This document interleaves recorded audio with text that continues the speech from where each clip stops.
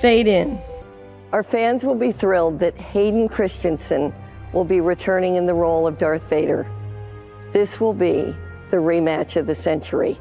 What you just said is one of the most insanely idiotic things I have ever heard. I sense something, a presence I've not felt since...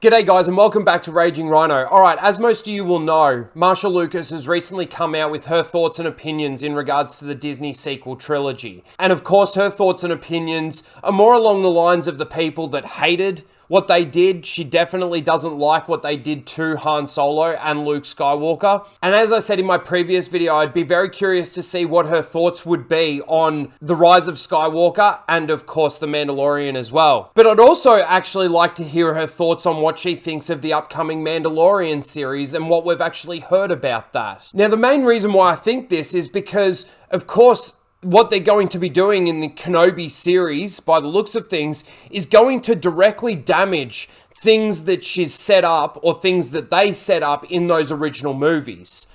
So, let's take a look. Of course, mid this year, we had the announcement that they've cast a young Leia for a role in the Kenobi series that's going to be on Disney+. Now, this actually piqued my interest because all their stories at the moment have all been pretty much about babysitters in space, the young person, the older person, and their relationship. You look at The Bad Batch, and of course, that was babysitters in space. You've got Omega and Hunter and this relationship, this daughter-father relationship building. And in The Mandalorian, we have Baby Yoda and, of course, The Mandalorian. And it's just, to me, it's just this thing where this is the story that they've got onto. Of course, everybody loves Baby Yoda. And I don't know, I didn't really see too much in regards to Omega from The Bad Batch, but even still. So this just comes across as babysitters in space. But for me, this is very interesting too. So is Bail then going to have to contact Obi-Wan? Because as we know, again, from the EU, but the EU isn't in their universe. So of course they can go against this. But Bail kept this secret right up until he needed him the most. And they knew about the Death Star and they needed Obi-Wan's help. Bail even lied to keep his seat in this massive empire that was building. It also makes me think that they're going to make the importance of Leia a lot more than it already was. Yes, Leia is a very important character throughout the original movies. Very relevant to the story. But now they're going to try and make her the Jedi. They're going to have Obi-Wan teach her a couple of things or something. That's what I foresee happening. And again, more law breaking. But then, of course, now there's this. Now, there was rumors that Sun Kang, I think that's how you pronounce his name, was going to be the fifth brother. Which, if you're not familiar with the fifth brother, his first appearance that you see in anything was from Rebels. This is him here. He has an appearance in Rebels. And these Inquisitors are supposed to be, of course, the Emperor's minions. The rule of two no longer really exists. He's got, like, all these little Sith assassins sort of out there. But basically, he's come out and confirmed that he's going to be wielding a lightsaber. This article just goes through how, as a kid, he always loved Star Wars. He loved Vader and he loved Luke and he loved dressing up for every Halloween from the ages of like 8 to 13. And the fact that he's just a massive Star Wars fan. And again, cool. I'm happy for him that he's actually getting to see this and live in the Star Wars universe. But the unfortunate thing about it is it's not the Star Wars universe, it's the Disney Star Wars universe. All I foresee happening with this Kenobi series is now more damage being done to the legacy of Star Wars and legacy characters. Obi-Wan is a legacy character, and they're going to damage that legacy. You know, they've already done a story about Obi-Wan while he was exiled on Tatooine looking over Luke. It's a part of the expanded universe, which of course is no longer canon.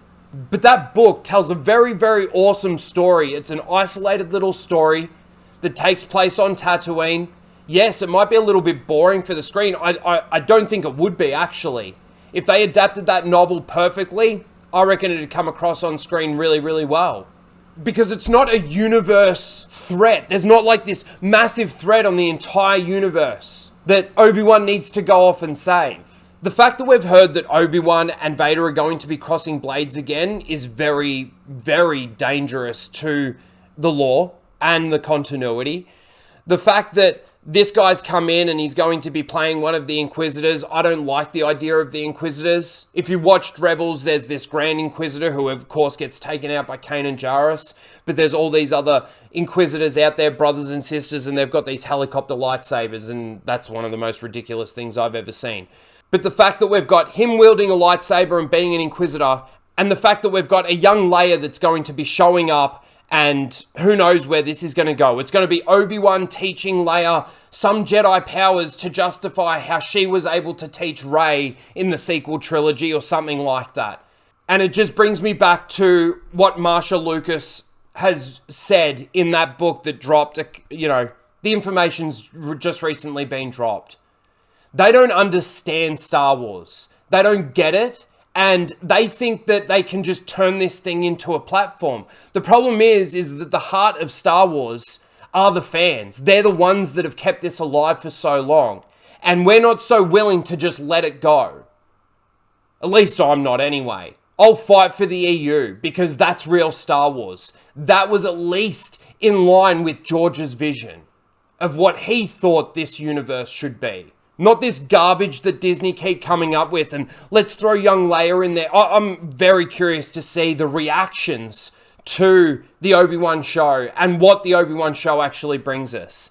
Anyway, I just wanted to get my thoughts out there in regards to that. Let me know what you guys think about this in the comments below. Do you think any of it's a good idea? Leia showing up, are you excited to see that? Are you excited to see an Inquisitor, the fifth brother, if it is even the fifth brother?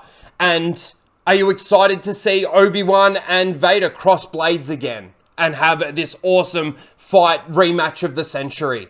Let me know in the comments below. Please don't forget to like, share, and subscribe, and we'll see you in the next one. Later, guys.